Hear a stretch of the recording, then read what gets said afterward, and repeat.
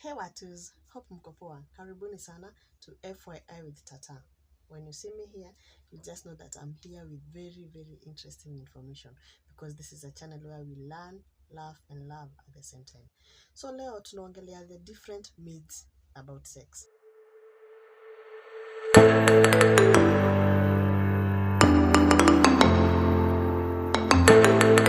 What is that one thing that you've heard from someone ama you heard somewhere about sex and you're left wondering where?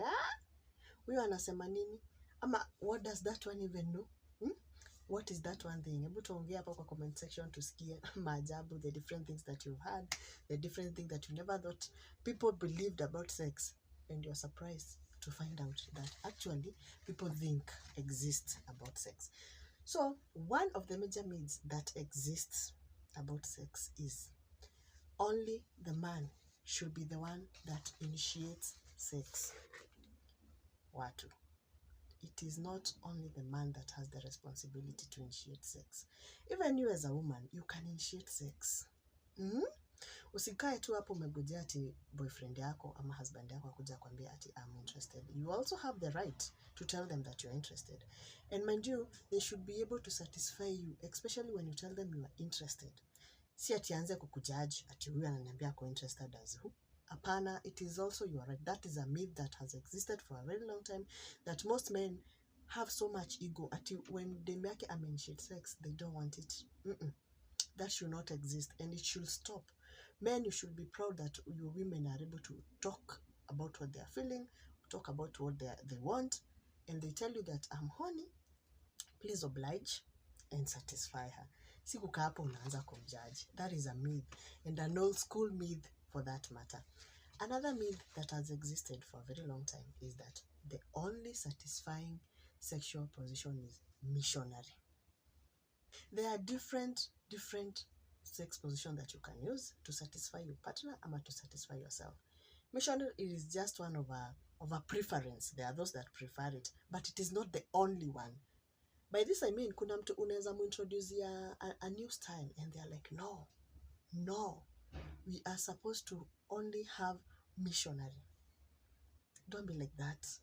Imagine your partner becomes creative, wanakwambia leo tufanye hivi, leo shika mti kama monkey, leo ruka kama cockroach, and you're there arguing in the middle of the night ama in the middle of the day when you're supposed to be having a good time. You're there arguing, you ulijulia wapi?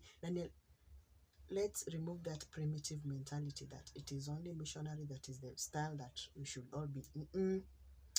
Let people be creative. If your partner is creative enough to come with something new, allow them.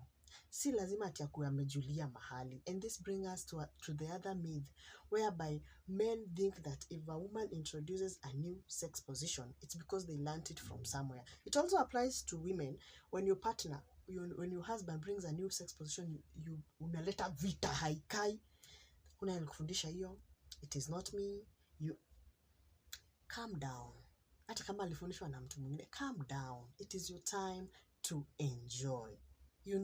Let people be creative. Usikae tu hapa ati you're always waiting for a chance to start fighting ati you ulilearn wapi, nani alikufundisha hii. No. This if it sijui when you're trying to be intimate with your partner, inafanyanga hata morale inaenda chini. Ujisikia hata kuona mtu tena, hata anakuambia initiate utake. Let's learn to appreciate and learn to be positive. Another myth that has existed is that sex should only be done at night and when the lights are off. Watu, you can even do it mudherenya farigisi when the sun is there at mulikaling. Inachomoza kuchomoza. Sex haina time. So don't limit your partners.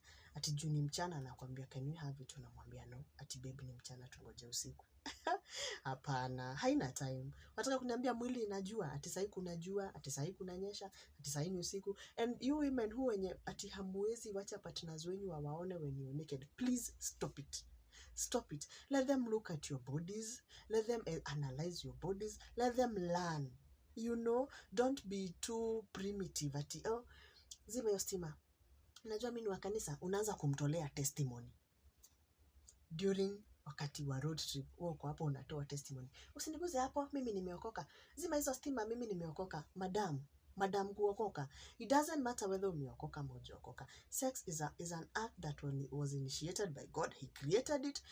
So don't be too primitive that you want ati usifanye na lights. I don't want you to look at me. Yani kuna wanaume, they don't know even the parts of their wife's body, how they look. Haizi kuambia wife yangu akona scar hapa ama akona badha mark hapa, because they are limited. Those are myths. Hiyo ni myth, and you should eliminate it from your mind. You should not let it control you or exist. You know, we are in the 21st century. Enjoy it. Let your partner see your body. Let them see how your body looks like. Okay? The other myth that has existed for a very long time, and this goes to the young girls and young boys. Asisi wakubwa tunajua it is just a myth. But the upcoming generation, ati when you have sex, then stand up. Ama when you have sex when you're in the shower. Ama when you have sex and immediately go shower, you will not get pregnant. Who lied to you? As long as there was penetration and there was the sperm swarm, you know, no matter how much you shower, kuna kale tu make it kakienda kufertilize your mayai. No matter how much you jump, kuna kale tu succeed, as long as penetration happened inside the vagina. Don't be too fast to say ati how can I get pregnant and I showered, ati nilingiza maji yuko. Kuna ako kamoja, and you only need one. Zitatokanga zikiwa millions, but you only need one for your ovum to be fertilized. So this coming generation, mtu asikudanganye. If you don't want to get pregnant, use protection. Okay? And this brings to the other myth, whereby people say, I can tell if my partner has STD or if my partner has HIV. Hakuna venye unaweza pima mtu na macho. Siku hizi generation ya siku hizi ati unaangalia mtu unaona huyu ako sawa, we can go it raw. You cannot, unless you go to a clinic or you test yourselves.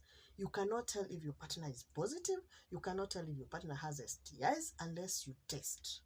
So msikue watu wa kupima na macho, because hii generation ya siku hizi, generation Z, even some of us who are the 70s and the 80s, unaona mtu akijiambia ati this one is too good looking to be carrying diseases. Kitu sikudanganye. Siku hizi wao wenye wako nazo ndio wanakaa warembo, you cannot even tell. So if he's not your partner, if he's not your partner or she's not your partner, ensure to use protection, or you can also test so that you protect yourself. Yeah, don't be too primitive, because some of the women these days wanaogopa mimba kuliko hata other diseases. Unapata mtu asubuhi tu ashamka ameenda kutafuta P2 because she don't want to get pregnant. Kaa ukijua there are diseases out there, and it is just a myth to imagine that you can look at your partner and tell if they are sick. Yeah? So let's eradicate these myths and live a life that unajua I am safe. You know that sex is something good. You can enjoy it whether you're a man or you're a woman. Don't let anybody dictate how you feel. Okay? So, what is that one thing and ulisikia mtu akisema about sex and you're left wondering? Ebu comment hapo kwa comment section. We read and have fun together. Okay? Don't forget to subscribe, like, and share this video.